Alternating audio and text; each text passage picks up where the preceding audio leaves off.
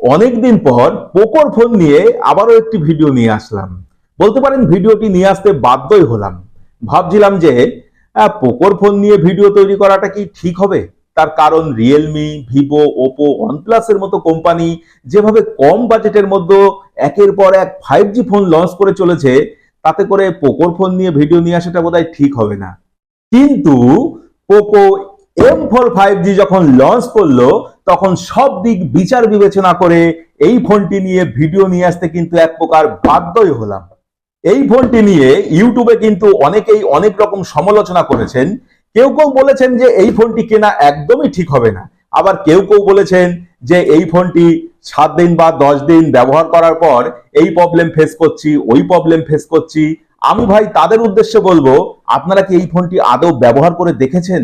না বন্ধু, এই ভিডিওটি তৈরি করবার জন্য এই পোকো কিন্তু আমাকে একটি টাকাও দেয়নি। আপনি একবার ভেবে দেখুন তো যে এই ফোনটি কোন প্রাইজে বাজারে বা ইন্ডিয়াতে লঞ্চ করেছে।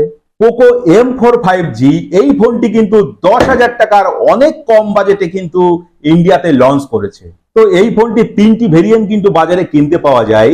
4GB 128GB এই ভেরিয়েন্টটির দাম 8,549 টাকা এবং 6GB 128GB এই ভেরিয়েন্টটির দাম 9,999 টাকা।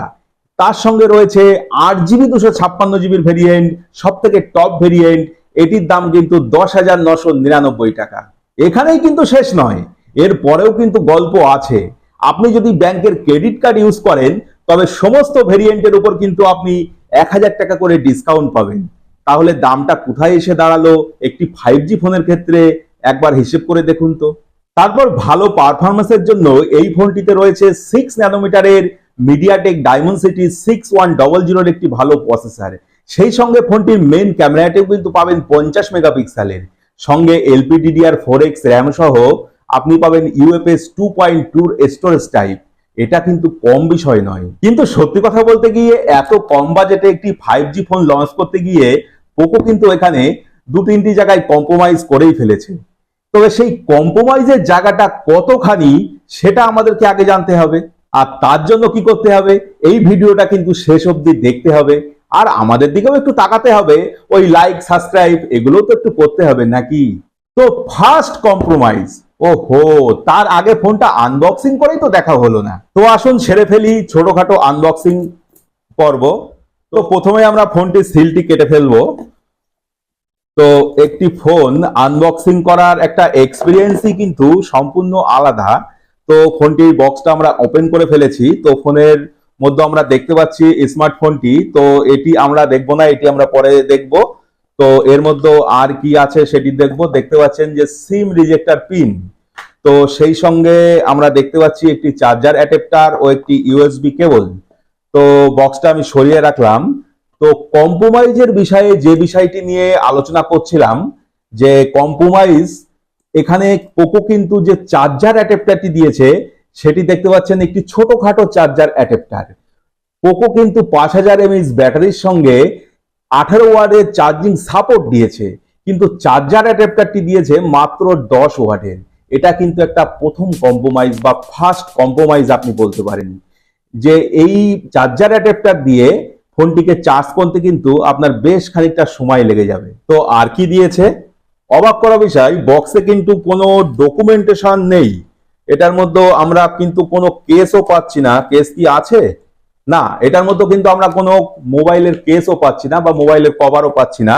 আমরা বক্সটি আনবক্সিং করে যা যা পেয়েছি তা হলো একটি 10 ওয়াটের চার্জার অ্যাডাপ্টার, একটি type C USB charging cable ও মেইন ড্রাইভ অর্থাৎ স্মার্টফোনটি, এই 3টি জিনিস এবং একটি সিম রিজেক্টর পিন। এছাড়া কিন্তু বক্স কন্টেন্টে আমরা আর কিন্তু কিছু পাচ্ছি না। তো আসুন আমরা স্মার্টফোনটি দেখে নিই। প্যাকেটটি খুলে ফেলছি। তো স্মার্টফোনটির লুকস এবং ডিজাইন আমরা এবার দেখব। তো স্মার্টফোনটি দেখতে পাচ্ছেন যে ওপেন হচ্ছে ধীরে ধীরে। তো আমরা স্মার্টফোনটি খুলে ফেলেছি। তো দেখুন স্মার্টফোনটির লুকস, পিছনের দিকে বড় বড় দাঁতের মতো দুটো ক্যামেরা আপনার দিকে একদম অবাক দৃষ্টিতে তাকিয়ে আছে। সেই সঙ্গে লুকস এবং ডিজাইনের দিক দিয়ে পোকো কিন্তু এখানে ভালো কাজ করেছে। দেখুন কি অসাধারণ লুকস। ফোনটির পেছনে গ্লোসি ফিনিশের সঙ্গে কালার চেঞ্জিং টেকনোলজি রয়েছে, যার ফলে কালার কিন্তু খুব সুন্দরভাবে চেঞ্জ হচ্ছে। দেখুন, কখনো বেগুনি কখনো ব্লু, দুরকম রং কিন্তু খেলা করছে। দেখুন, ফোনটির ডিজাইন কিন্তু খুবই ভালো। এই ডিজাইন নিয়ে কিন্তু কথা বলার কোনো জায়গাই নেই, কিন্তু কথা বলার জায়গা আছে। কোথায় কথা বলার জায়গা আছে? ফোনটির ডিসপ্লেতে। আপনি এই ফোনটির ডিসপ্লেটি একবার দেখুন, অনেক বড় সাইজের ডিসপ্লে, 6.74 ইঞ্চির একটি বড় আইপিএস ডিসপ্লে। হ্যাঁ, এই দামের এই ফোনে আমরা কিন্তু কখনোই অ্যামোলেড ডিসপ্লে আশা করি না। তো ডিসপ্লেতে 90 হার্টজের রিফ্রেশ রেট আছে, গরিলা গ্লাস 3 এর প্রোটেকশন আছে, এসব সবই ভালো। কিন্তু রিয়েল লাইফে এই ফোনটি আপনি যখন ব্যবহার করবেন, তখন এই ডিসপ্লেতে ব্রাইটনেসের ঘাটতি কিন্তু আপনি বেশ খানিকটা লক্ষ্য করবেন। তার কারণ, এই ডিসপ্লেতে যে ব্রাইটনেস লেভেল দেওয়া হয়েছে, এই ব্রাইটনেস লেভেলের জন্য মাঝে মধ্যে আপনি কিন্তু বেশ খানিকটা অসুবিধার সম্মুখীন হতে পারেন। কারণ এই ডিসপ্লেতে ব্রাইটনেস লেভেল মাত্র 450 নিট। আর এটাই হলো এই ফোনটির দ্বিতীয় কম্প্রোমাইজ।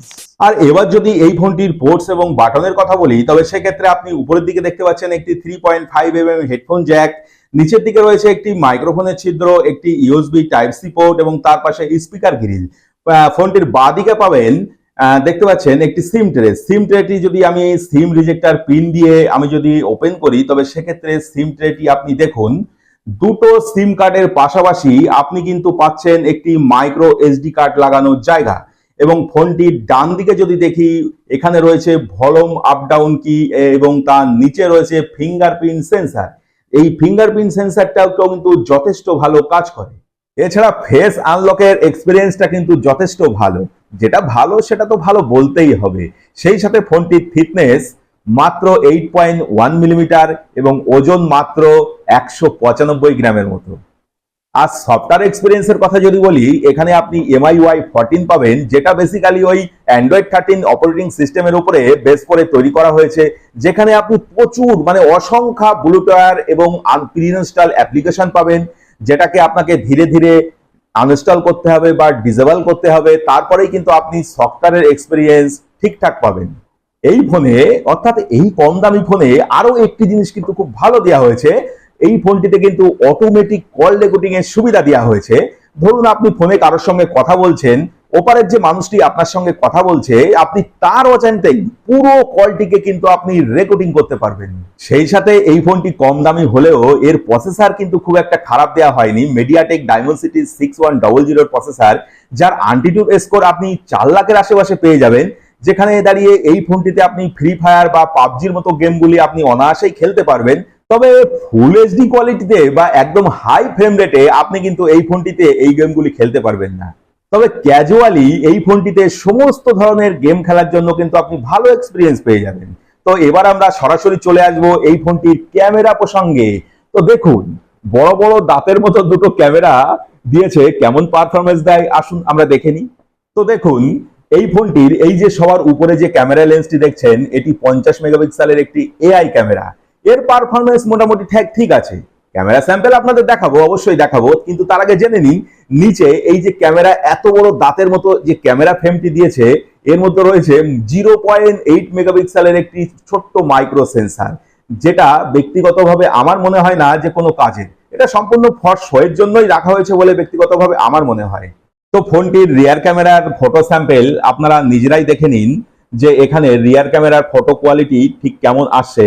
আপনি নিশ্চয়ই বুঝতেই পারছেন এই ছবিটি বা এই ভিডিওটি দেখে রিয়ার ক্যামেরার ফটো স্যাম্পল কেমন আসতে পারে। যদি আমি এখানে ক্লিক করে একটি ছবি ক্লিক করি এবং এই ছবিটির উপরে যদি আমি ক্লিক করি, তো এই ছবিটির উপরে আমি ক্লিক করলাম। এবার যদি আমি ছবিটি জুম করি, তবে আপনি দেখতে পাচ্ছেন মুখের মধ্যে যে পাকা দাড়িগুলো আছে না, এই পাকা দাড়িগুলো একদম স্পষ্ট বোঝা যাচ্ছে। তাহলে ক্যামেরা স্যাম্পল মোটামুটি যে ভালো, এটি আপনি নিশ্চয়ই বুঝতে পারছেন। তো এবারে দেখে নিন যে ফোনটির ভিডিও রেকর্ডিং। দেখুন, এখানে কিন্তু ভিডিও রেকর্ডিং চলছে, আমি ভিডিওতে রেখে দিয়েছি। তো আপনারা নিশ্চয়ই বুঝতে পারছেন ফোনটির ভিডিও রেকর্ডিং কেমন হতে পারে।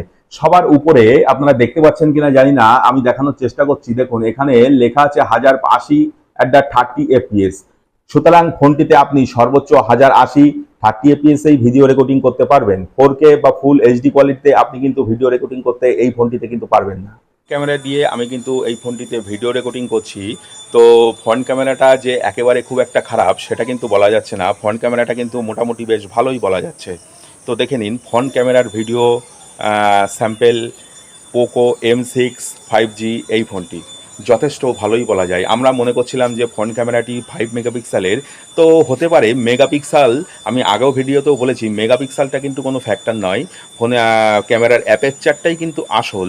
তো সেক্ষেত্রে আপনারা পরিষ্কার দেখতে পাচ্ছেন 5 মেগাপিক্সেলের পোকো M6 5Gর ফ্রন্ট ক্যামেরার ভিডিও স্যাম্পেল। এই ফোনটি কিন্তু 3টি কালারের সঙ্গে আপনি মার্কেটে কিনতে পারবেন। পাবেন গ্যাস্ট্রিক ব্ল্যাক, পাবেন পোলারিস গ্রিন এবং পাবেন এই ফোনটির কালার হচ্ছে অরিয়ান ব্লু, যে ফোনটি আমি আপনাদেরকে দেখালাম। তো আসুন, এই ছিল আমাদের পোকো M4 5G নিয়ে আজকের ভিডিও। তো ভিডিওটি ভালো লাগলে ছোট্ট করে একটি লাইক দিয়ে দেবেন, আর এই চ্যানেলে যদি নতুন এসে থাকেন তো চ্যানেলটি সাবস্ক্রাইব করে আমাদের সঙ্গে থাকবেন। দেখা হবে পরবর্তী অন্য কোনো ভিডিওতে। তবে এই ফোনটির যে কম্প্রোমাইজগুলোর কথা আমি বললাম, এই কম্প্রোমাইজগুলো যদি নর্মাল বলে আপনার মনে হয়, আপনি যদি ডে টু ডে ব্যবহারের জন্য এই ফোনটি কিনতে চান, তো এই কম্প্রোমাইজগুলো ইগনোর করে আপনি ফোনটি কিনতেই পারেন। আর এই ফোনটির কম্প্রোমাইজগুলো সত্যিই যদি আপনার কম্প্রোমাইজ বলে মনে হয়, তবে আপনি এই ভিডিওটি বা এই ফোনটিকে ইগনোর করে আপনি অন্য ফোন কিনতে পারেন। তবে অন্য ফোন নিয়ে অনেক ভিডিও আমাদের চ্যানেলে আছে, আপনি চাইলে আমাদের চ্যানেল থেকে ঘুরে এসে সেই ভিডিওগুলো দেখতে পারেন। তো আজকের মতো বিদায় নিচ্ছি, দেখা হবে পরবর্তী অন্য কোনো ভিডিওতে। ততক্ষণে আপনি সুস্থ থাকুন, ভালো থাকুন, নমস্কার।